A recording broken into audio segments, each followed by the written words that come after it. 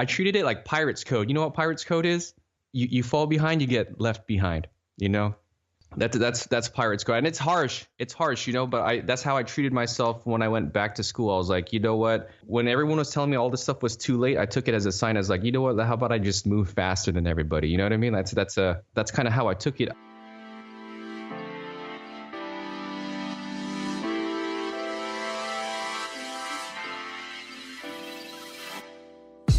What's going on? You're listening to episode 98 of the Perspective Podcast, and I'm your host, Scotty.D.Russell of Perspective Collective. This show is about carving out time to build something for yourself. I want to share what is and isn't working for me, along with sharing my guest point of view. Also, at the end of each episode, I plug a weekly dose of inspiration to someone crushing it in the community, so stick around to the end because it could be you. This episode is brought to you by our friends at Industry Print Shop, raining out of Austin, Texas. Industry is the authority in all things screen printing like apparel and posters. Their all-star staff will guide you through your order process and help you rock your vision from an idea to a tangible product. Check out industryprintshop.com or follow them at Industry Print Shop on the grams and get familiar with their badass work. It's episode 98. That means we're 2 away from 100 if you need some help with your edition, which I hope you don't. And if you want to get first dibs on all the swag I'm selling at discounted podcast listener rates, then sign up for the newsletter at perspective-collectiveteam.com. You'll get yourself a private link an hour early before the public release drops. Again, I've sold out mugs like hotcakes in the past, so there's only 48 of these, 50 of the prints, 50 of the t-shirts, and 200 of the pins, so you're probably a little bit safer on those, but I got killer discounts for all of them right away for listeners.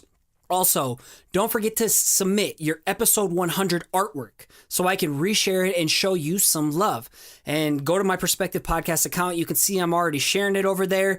And if you want to get down on this, simply create some work that includes Perspective Podcast and episode 100. The rest is up to you. Go wild, flex your imagination. And again, use the hashtag Perspective Podcast 100 and tag me to make sure I see it. Whew, now that that's over, I know it can be frustrating at times seeing everyone else crush their dream as you struggle to figure out which path you should even take. You could try a million different things and feel like it's too late to chase your dream, when in reality, you could be just moments away from discovering that one thing that shifts your entire career mindset. One thing that I've learned is we're all on our own paths, and each and every one of our timing is different. It's not fair to compare yourself to someone else and their story. You have to stay diligent in finding that thing that lights your soul and brings value to the world. And I want you to know it's never too late. But when you find that thing, pour everything you have into it. Learn the basics and the fundamentals and avoid cutting corners. There are no shortcuts to this game. You know, and focusing on these basics, that's what's going to set your foundation and serve as a springboard for you to thrive later on. And that's where I want to cue today's guest. One of my favorite illustrators in the game right now is Michel Fugoso out of sunny San Diego, and he rips shit under the name Fugstrator on the grams. This guy has an incredible story of finding his path of design and art later in the game than most of us. Yet, once he found that thing that made him feel alive, he's gone all out on it and has taken the illustration world by storm with his unique skeuomorphic style that I could pick out of anywhere. Out of the biggest sea of noise, his work just rises to the top. So in this episode, Fugs and I inject energy into topics such as finding your groove and owning your style, sharing the process in building an audience, skipping the shortcuts and mastering the fundamentals, and being a student of life and always experimenting. You can find the show notes of this episode packed to the brim with Michel's work at perspective-collective.com/98. And I'd love to know what you think. Please take a screenshot of the podcast episode you're listening to and tag me on Instagram at Perspective Podcast or Twitter, and let's connect. Let's go.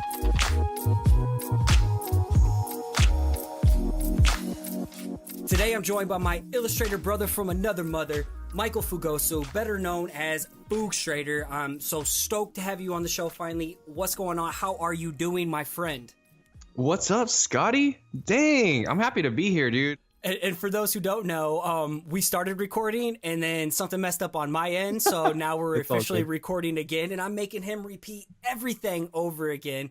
And just to catch people up, so him and I met at Crop Baton Rouge this last April, and I've been following him for, probably a little over 2 years now. And finally we linked up at Crop. Didn't even know we were sitting next to each other at wherever we were at, probably at lunch, but fast forward today, now we are the tightest homies in the world, and I finally get his ass on the show.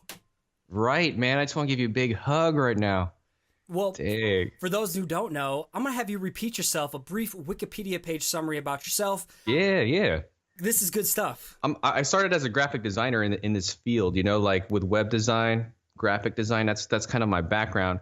But before that, I was in finance. So what I went to university for, you know what I mean? San Diego State University.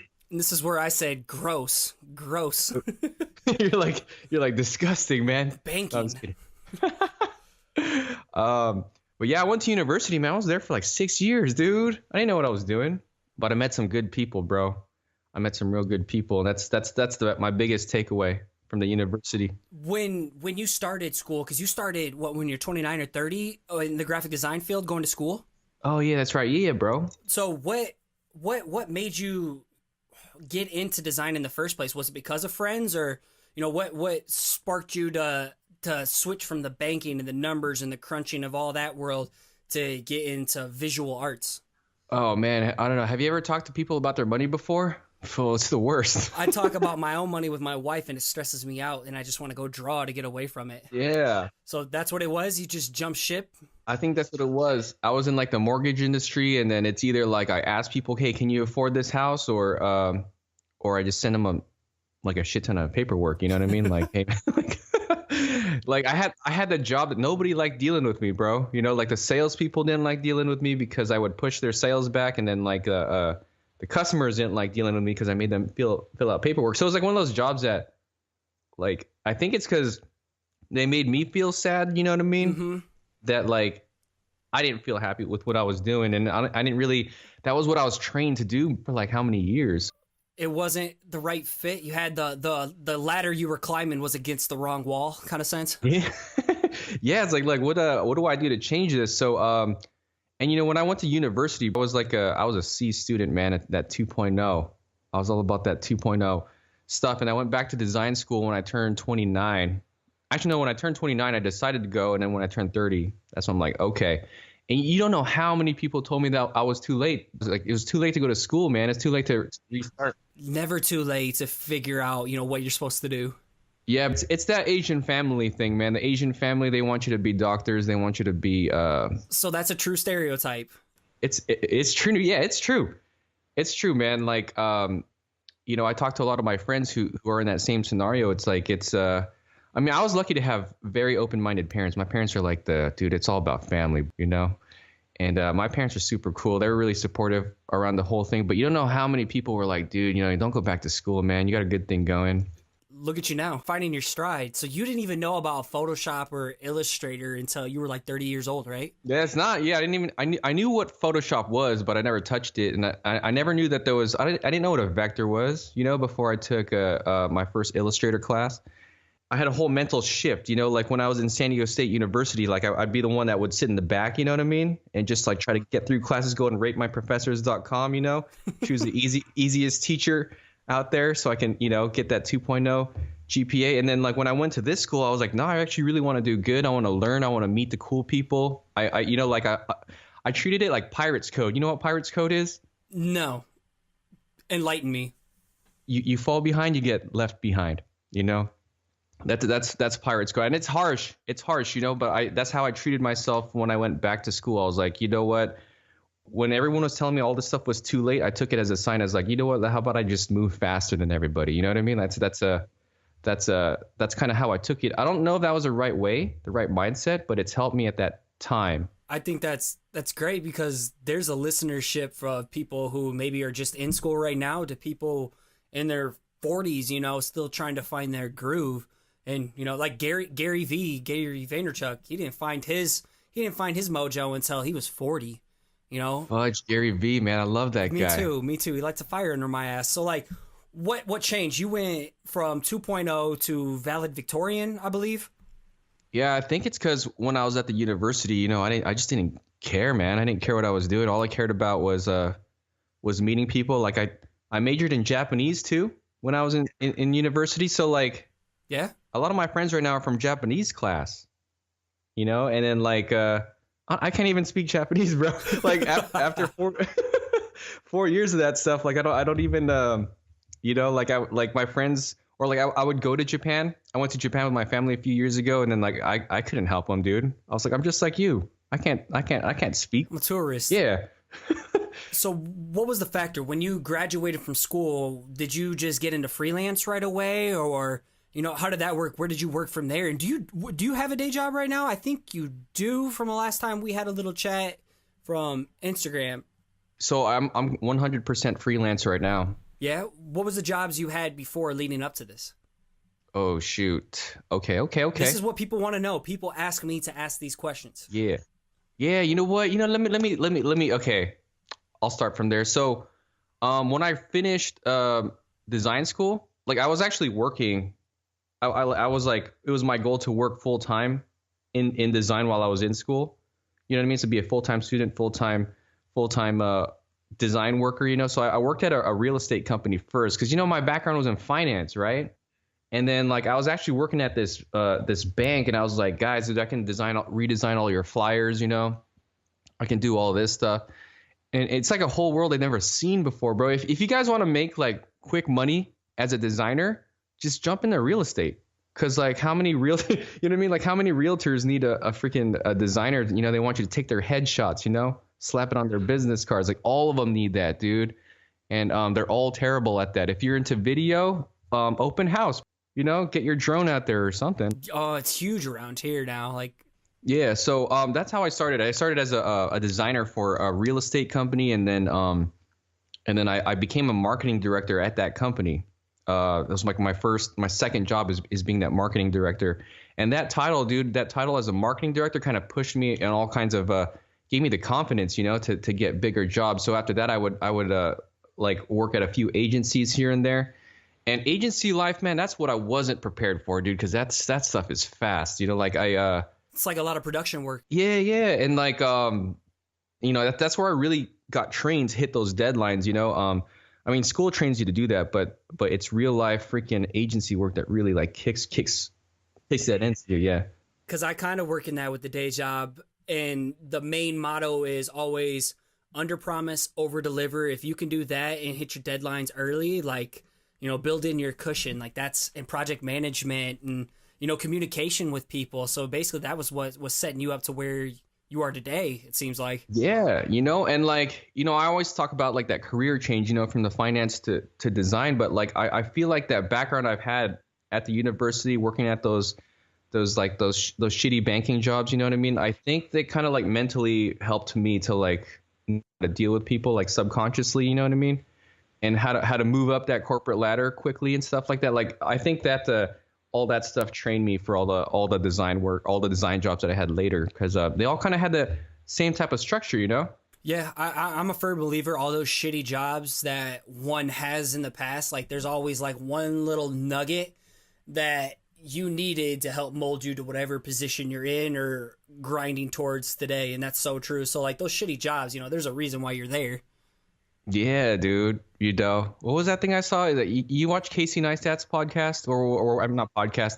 I had in the past, but man, just with my schedule now, I am not in much consumption mode. I'm in. Oh, it's all good. I get it, man. Yeah, there's not much time. I saw that baby Scotty. Yeah, the little man. I was in dad mode before we jumped on. So, but how did you land into freelance? What's a typical day look like for you in the freelance life? How do you onboard clients? How do you pitch, present, and pricing? Was pricing hard for you to get a hold on? Dude, pricing is still hard for me, man. Like that's something that, I like going to these conferences for, because I get the, like when I met the Pander people, my fellow San Diegos. Yeah, Roxy and Phoebe, shout out to them. They've been on here. Yeah.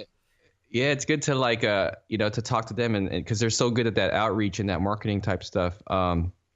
But a lot of my stuff is through word of mouth and social media, man. So, you know, like when I was working the design jobs, like I was working at these agencies, and you know, it was a little too fast paced. I wasn't prepared for like producing that fast, you know. So I got into, you know, once I finished the web and learned all the web stuff, that stuff was like a lot easier for me to hammer out. I felt like, because it wasn't as I'm not saying it's not creative, bro, but like it's a different part of my brain, you know. It was really easy. So like I actually liked going to like a job like that where it's very logical, and then going to school where it's like creative. Because when I had a creative job and then went to school and did creative stuff again, it's like my brain was killing me, you know. So yeah, so I started off that way, and I just kept on moving forward from there. And then I finally landed like the best job ever. It was I became a marketing guy for the San Diego airport. It was like my first 6-figure design job. And once I got that gave me the confidence to be like, dude, like if I can land something like this, I can basically, you know, do whatever. And then like they sent me to this conference. Oh, I don't think I should be saying this, but I'm gonna say it anyway. They sent me to this conference, and I meet this guy over there, and he's like, bro, you know, you could be making so much more money, or you could enjoy what you're doing a lot more. I know you're working at a great place right now at the airport, but there's so much other stuff you could be doing that's a lot more fulfilling. You know what I mean? And then like I come back. I'm at the airport. I'm there for like maybe 1 or 2 more months. And I'm like, all right, I'm gonna do my own thing. I'm gonna take the risk, you know. And a lot of people like thought, even my parents at that time, my brothers and everybody, they all thought I was crazy leaving a big job like that, you know, and starting from scratch again and doing my own thing. But that's when I really started pushing Instagram. You answered the call, like there was some kind of call for you, and you can either, you know, go with it and take the leap, or you can listen to what the majority says, who's not you. That's right. And that shit was scary, bro. Like, you know, I started that Instagram, and I was like, man, like I would post one thing, and then I would just like sit there and wait. You know what I mean? Like, hey, man, let's check out my watch it. You know, this is. I mean, I don't do that anymore. Okay, but like, I've been there. When did you start Instagram then? When did you like start showing your work online? That was like 3 years ago, or 2.5 years ago is when I started. Yeah. 2.5 years ago. Yeah, before that was all about working at design jobs, you know?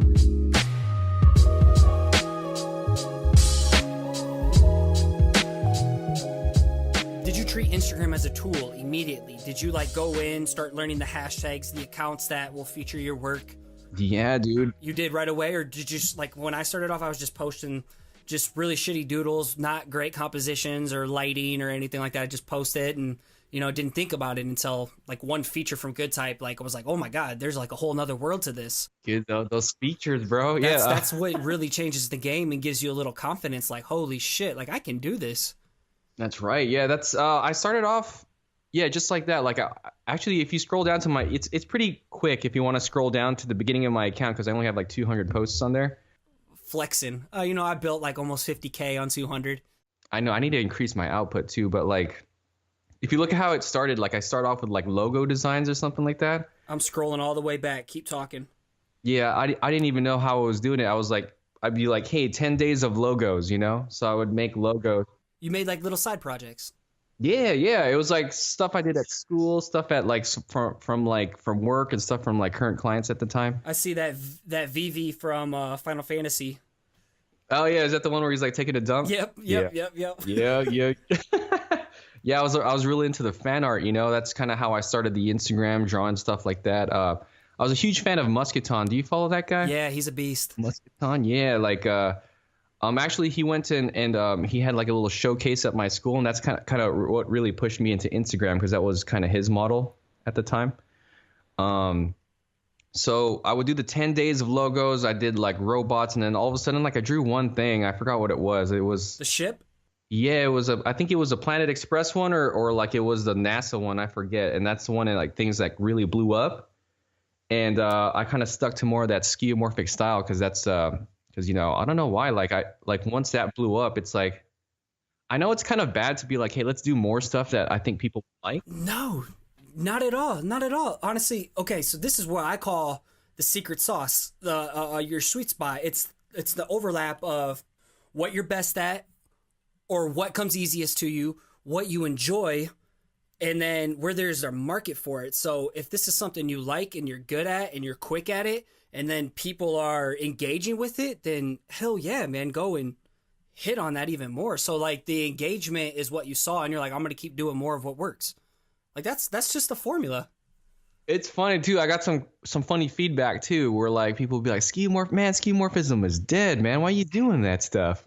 You know? Yeah, I read so many, like the trends of 2018, the trends of 2017, flat design 2.0, you know, gradients are gone. And I'm like, I'm clearly looking at someone who's, you know, thriving in that style. And I know, and you get asked all the time, I know you do. And this is a question people always want to know is how did you develop that voice and style? Was it literally you just threw out some skeuomorphic one day with a design that worked and you're like, hell, I enjoyed it and my audience enjoyed it. Maybe they'll enjoy more. Is that kind of it? You just listen to your audience? Yeah, like, well, I mean, I think it's because, you know, I learned the techniques from this place I worked at. I worked at a candy company that did like some packaging for like Wonka products and stuff like that. Like I worked at that candy agency. I call it a candy agency, but I don't even know what they are. But I meant. Sounds like a sweet job. Get it? That's bad. That was bad. Sorry, go on. That was good. That was great, man. That was good. That was good, man. That caught me off guard.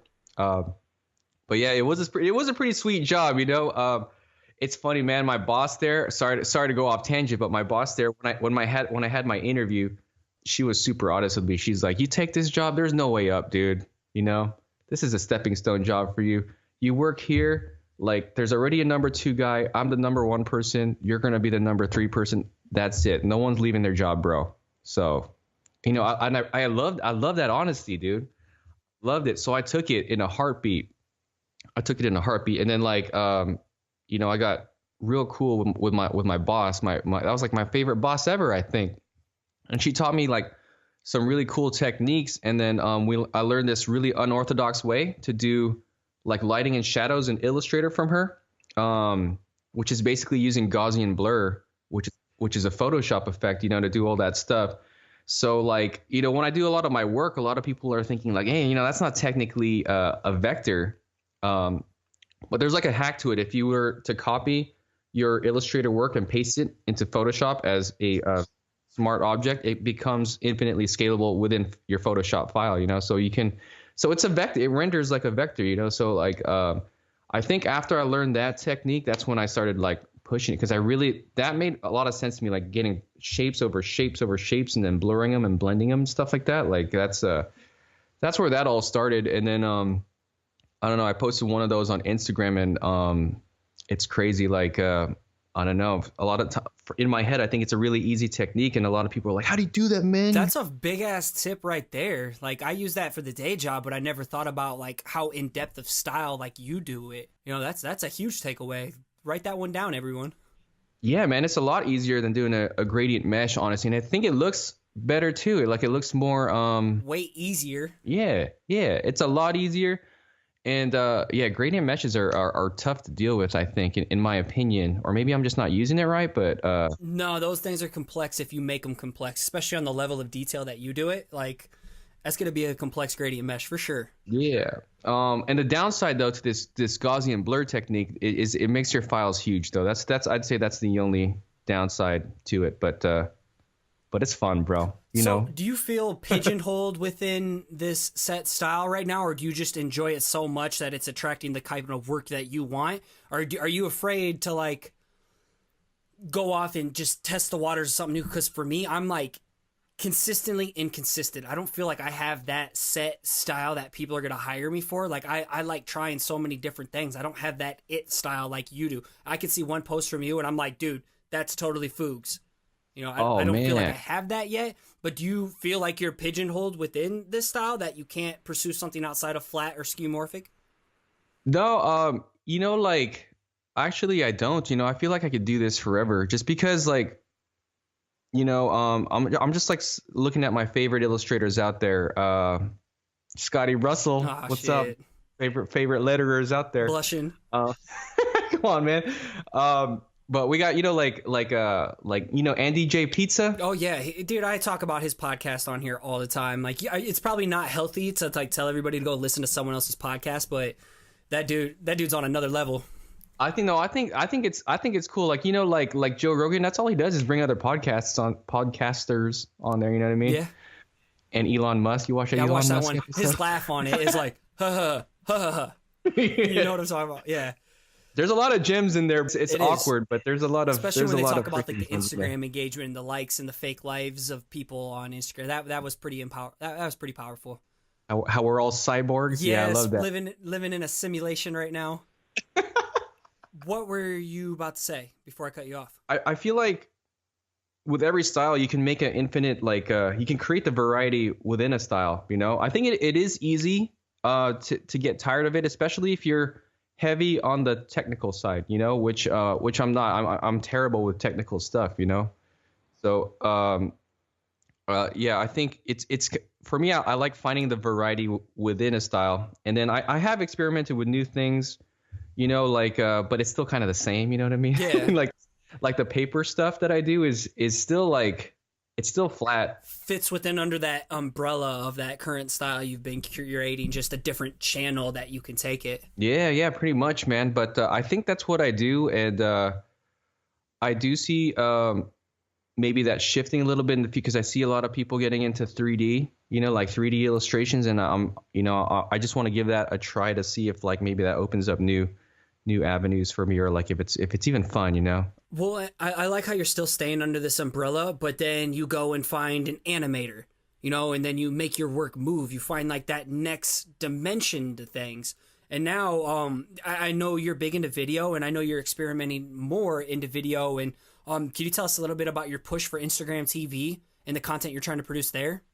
Oh yeah, man. So my Instagram right now, I feel like it's just like, it's designed for me to be a business to business person. You know what I mean? Like to get clients and stuff, and to work with big clients and things, which I love. But you know, I wanna kind of like, I feel like the next step is to be a little more like, get a lot more engaged with my followers and be a little more business to customer, you know? So to promote things that way through like personality and through like giving people tips, shortcuts, like, you know, because I did all this stuff like when I turned 30.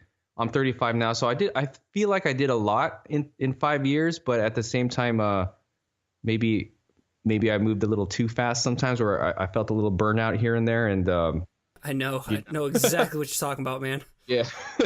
So I feel like I could give some really good insight, and I know you give amazing insight on your podcast, Andy J Pizza's pod. You know, like all these guys, I almost feel like everybody needs to like have an outlet like that where they can just like talk and talk about like give value to people other than like the work. You know, I think you can give value by personality, and by, you know, just by like, I don't want to call it a self brand, bro, but like just like it's a personal brand. Why what's wrong with that?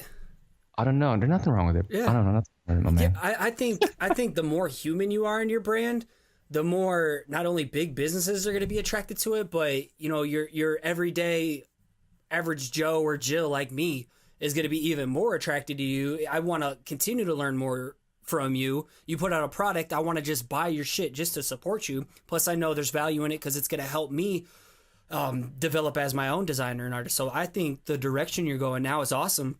And I really respect the hell out of it, because you're not only sharing your process, where a lot of people see everyone as competition, but like you're just an open book, you know, and people can choose to learn how to do it as well and mimic your style or create their own, or in turn they're just like, fuck this, there's a lot of layers to what this dude's doing, let me just hire him.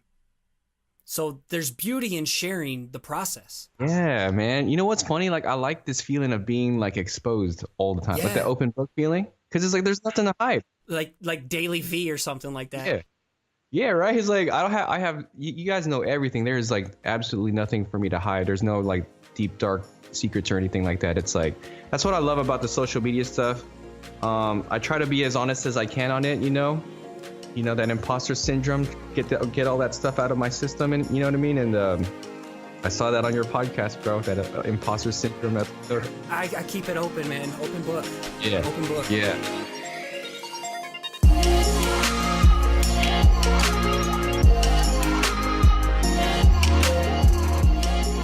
It's time for a shout out to our sponsor.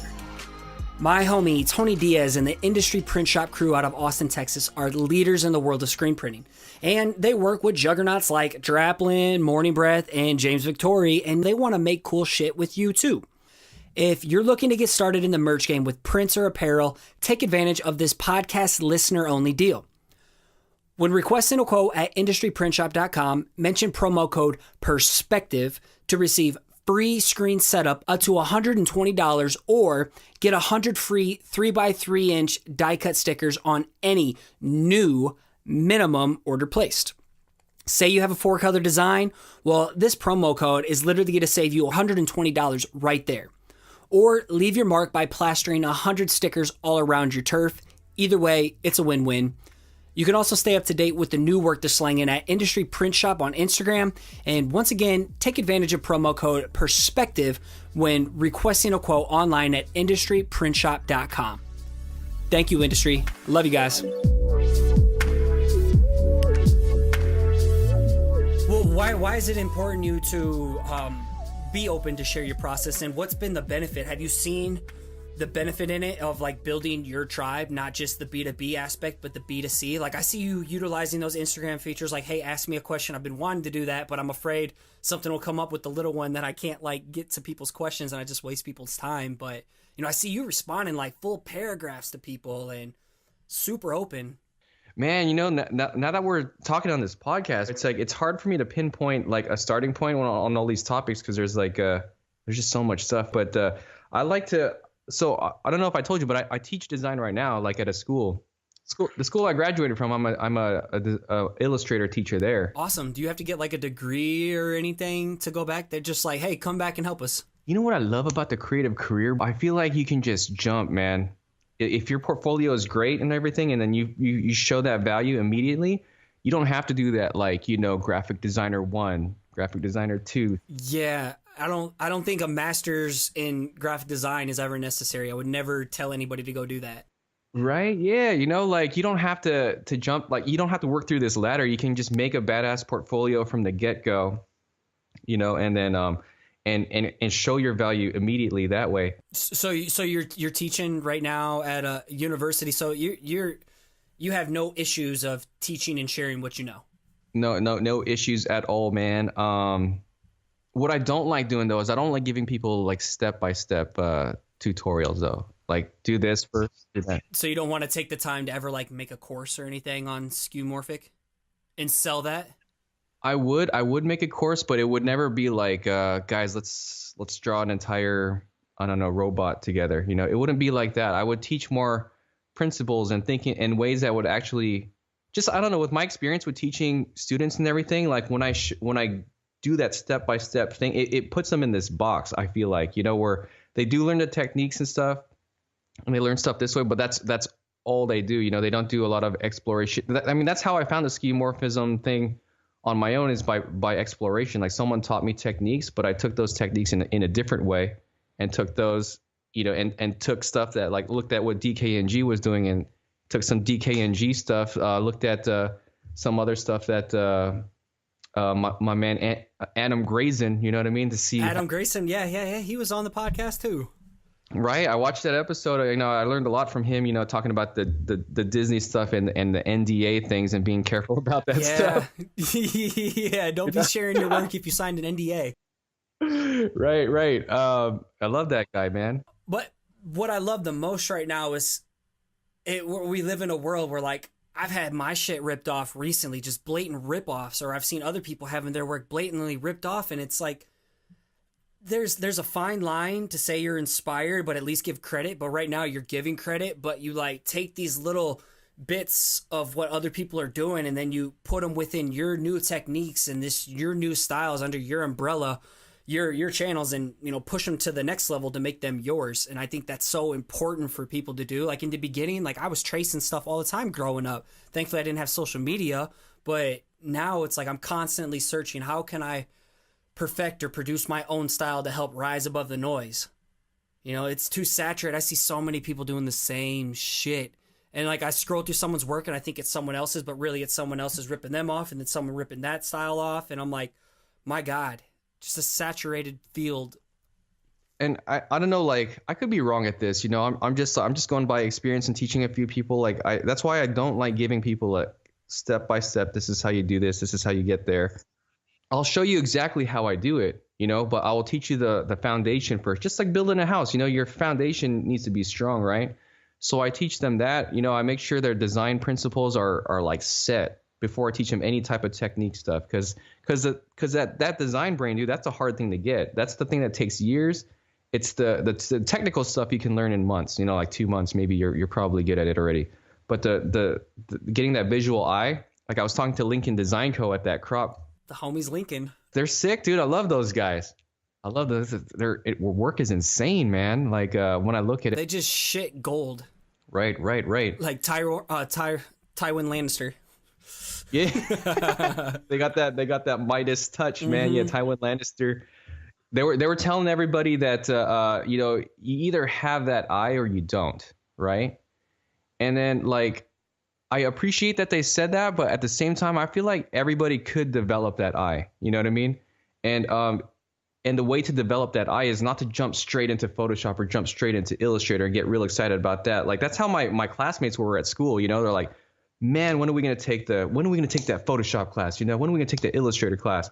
But for me, I was like, no, dude, like let's get this let's get the foundation right. Like let me know why I'm doing all this stuff first, and when you know this, when you know these basics, like hierarchy, space, color, typography, when you know all these basics, it's easy to look at some other designer or some other artist and break down it yourself, Dude, that's okay. So if you're a big lettering crowd here, yeah, this is the same thing. So like when I saw lettering, maybe over 4 years ago now, when I first got into Instagram, which would have been 5 years I've been in Instagram, it was me just jumping in, not knowing the basics or the typographic fundamentals behind things. So I was just jumping in and disguising all my flaws with tons of detail instead of knowing type hierarchy, pairings of different styles, the actual structure of a letter, a leg, a crossbar, a counter, understanding all these principles and spacing, consistency. Once you understand, then you can go learn lettering from there. But you gotta put the training wheels on and understand that foundation, bro. What it is to ride a bike before you can go out and start doing tricks. Yeah, man. And I get that it's boring too sometimes, right? Like you don't know how many graphic design students I talk to would be like, dude, typography sucks, man. Typography is boring. I'm like, that used to be me. Well, yeah. But now it's like, no, it's you just got it. You have to get through that phase, right? That basics and the foundations phase.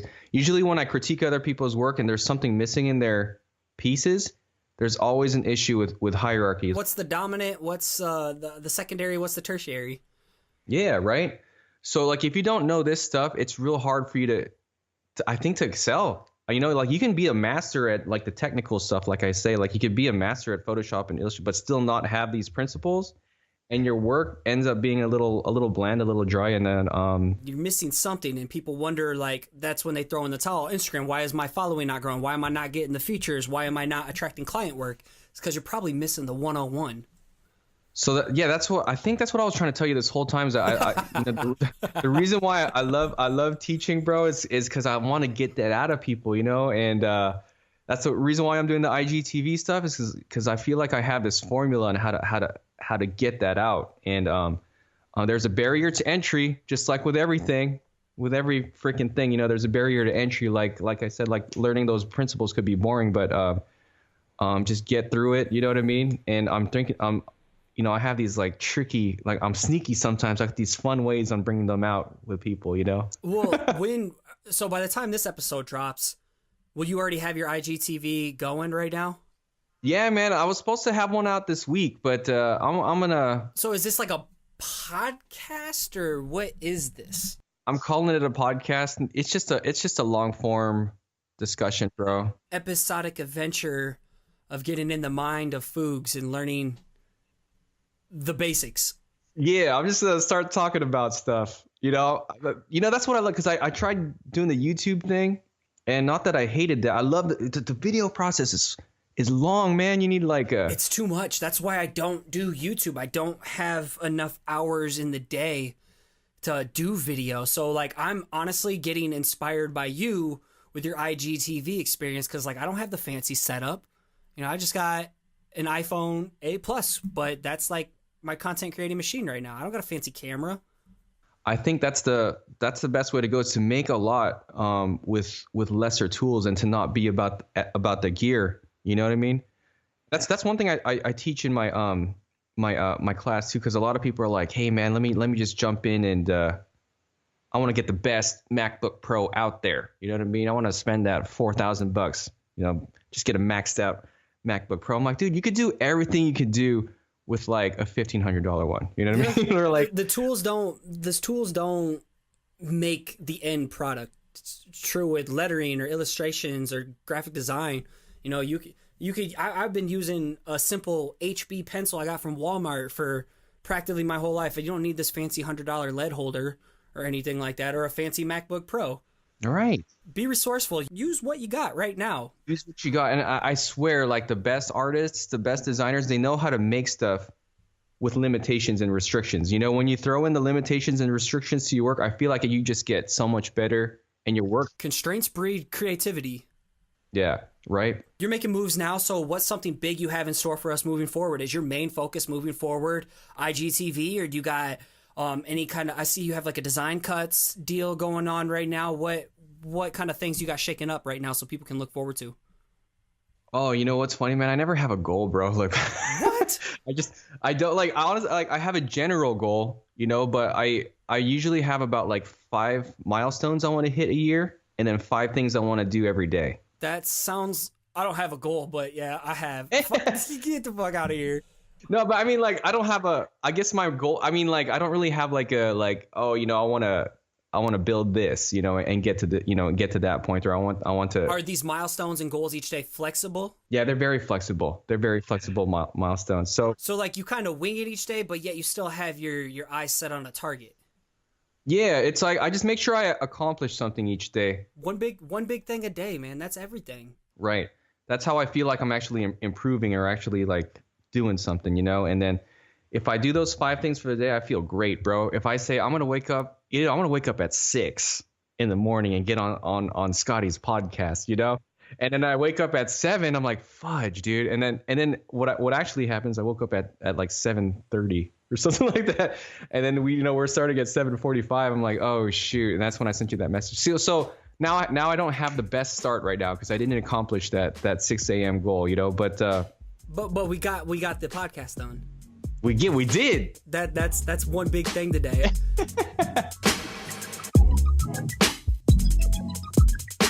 Before we go into rapid fire question, this is something I ask on every episode. What's one piece of advice you'd give to a creative at any stage of life who struggles starting or sticking with it, or you can answer both? We kind of covered it earlier, but it's getting through the foundation. You know what I mean? Like barrier to entry.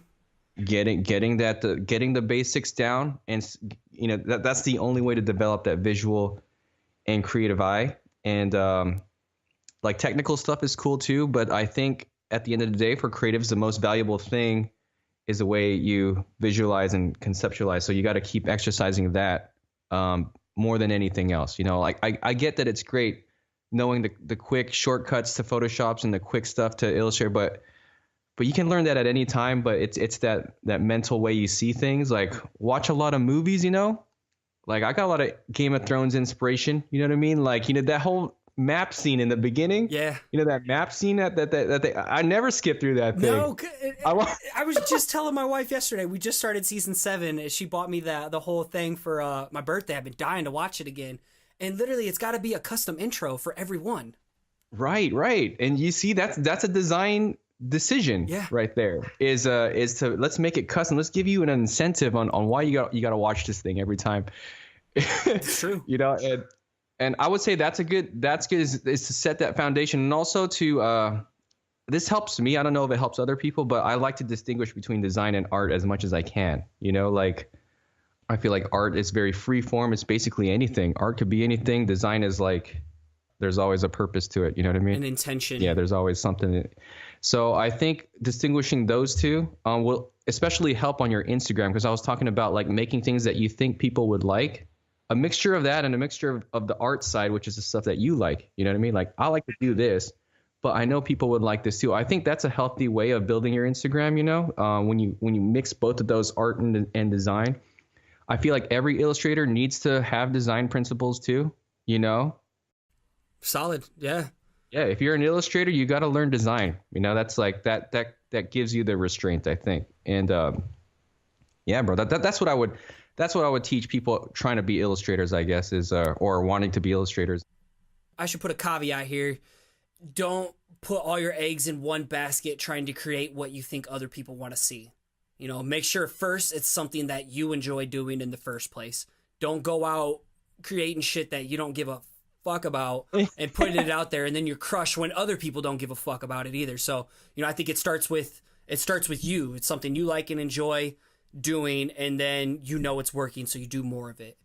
Yeah, you hit both of those things, right? I want to make sure that's known first, because I dug myself a grave before in the day doing vice versa, only creating things people wanted to see, and it got me in a bad spot. So yeah, I know you're not out there giving bad advice like that. I knew you better. Hey, no, man, you never know.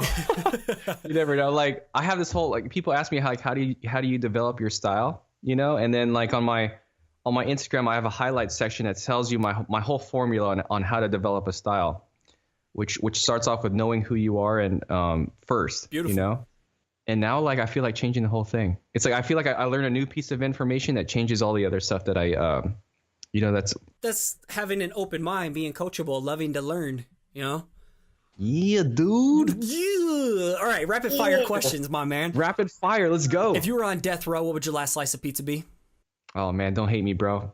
Anchovy pizza. I like that salty fish taste, bro. It's whatever floats your boat. It doesn't mean I'm gonna be on death row eating that same shit with you.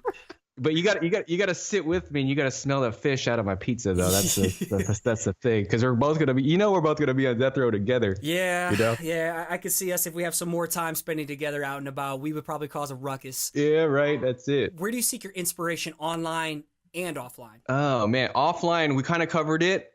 Like, I play a lot of video. You know what? I don't even play video games. I watch video games. Oh, you're one of those people watching it on Twitch or what? No, not really. I watch like trailers and things. Like, I'm a huge Street Fighter fan. Okay. Huge. That's cool. Massive. But I suck at it. And I know I get bodied at Street Fighter all the time, but I love the art style, dude. Like, it's funny. They have the craziest stereotypes to different countries. They're the fighters and everything. But I love how like Japanese art and Japanese design, they like to accentuate like things like that. You know what I mean? It helps me to pinpoint. Sorry, man, this is not really a rapid fire answer, but it's your world right now, man. We're living in your world. Hey, but yeah, like Street Fighter was the biggest inspiration for me. When I was in Japan, that was a huge inspiration for me, because I saw how they design things, and I saw like they're all about that minimalism, and then like the call into hierarchy. Like Japan's really good at that stuff. So that's how I get inspiration out of, so not only looking at design stuff, but like other things, like the Game of Thrones map, you know what I mean? Yeah. Like, why is this so cool to me? Oh, it's because it's got that layers and depth and movement, the coloring to the color correction to it and everything, the music, the feel and everything. It's like, get inspiration from that stuff. And then online is a lot of I do a lot of the dribble stuff, get that dribble inspiration. I got a lot of favorite illustrators out there. Owen Davey, one of my, you know what I love about Owen Davey, bro? I don't know, but I'll be checking them out after this. I'll tell you, I'm sorry. I just got to do a real quick sidebar on Owen Davey. So that guy, the way he illustrates, you think it should be done in Illustrator, because they're very simple shapes, that look very vector, but he does it all in Photoshop. The reason being because he says he's not a technical guy, right? Doesn't care about that scalability. Doesn't care about Illustrator. Just wants to get his work out there, and and he can do it perfectly on Photoshop. So that's why he does it there. The second thing is he uses a trackpad, man, like on his laptop. That's how Amir from Forefathers is. He uses the trackpad for all of his. Oh, I never knew that. Amir? Yeah. Hey. Crazy ass. That's another guy. I just want to give him a big hug every time I see him. He's so good. Shout out. He did the podcast artwork. Shout out.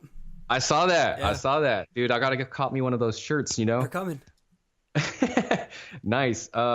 But yeah, I think that's proof right there that you shouldn't really be focusing on the technical side too much. You know, it's like you gotta get the visual eye. You know what I mean? You could basically, as long as you can output it, even if you're doing it the long way, who gives a shit? You know, like do what works. Find what works for you.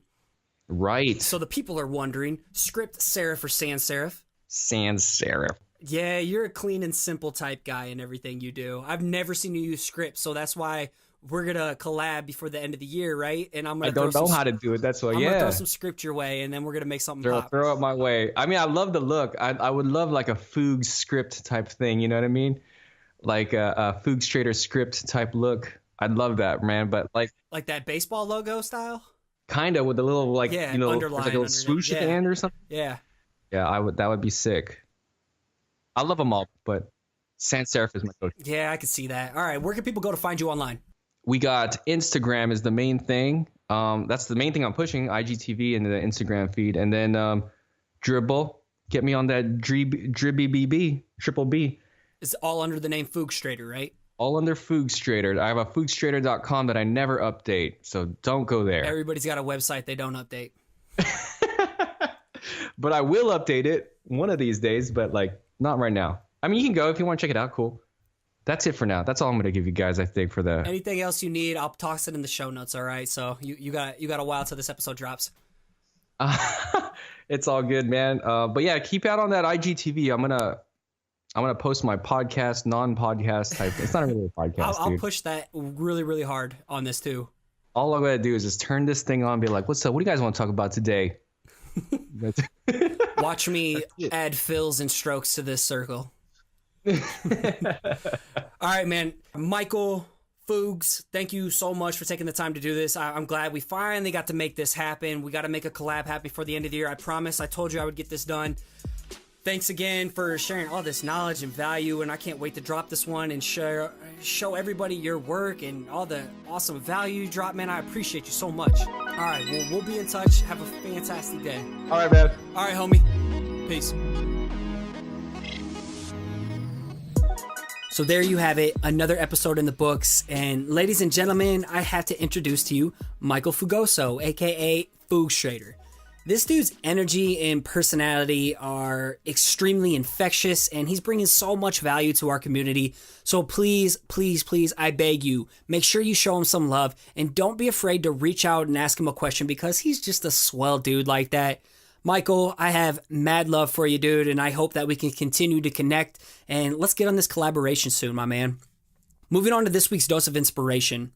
This one is a wild one. Please check this one out too. It's pref_ID on Instagram, pref as in PREF_ID as in a fake ID. I have no idea if this is a guy or a girl, but they easily have the trippiest, mind-bending, lettering murals that are just brilliantly creative. They're colorful and insanely clever with the wordplay and the tricks that they play on your eye. This is a must-follow account that will make you want to push the limits more in your work. Again, that's pref_ID on the grams. I want to plug the Facebook community. I try not to do it every episode now, but it's important as I only share it here because I want the right people. If you're looking for accountability, a community of a place to share your work, people to collaborate with, give and receive solid feedback, get access to resources that'll elevate your creative game, then I encourage you to check out the Perspective-Collective Facebook group. We have a thriving family building right now, and we would love to have you be a part of the mix. So again, hop on Facebook, search the Perspective-Collective to get involved with some rad people such as yourself. And if you enjoy what you're hearing, you want to support the growth of this show, would you consider giving it a rating and review over on iTunes and Apple Podcasts? I would love to give you a public shout out and send some love back your way, like this week's rating and review from... This one's called Pace Elegant, and they title it Motivation Station.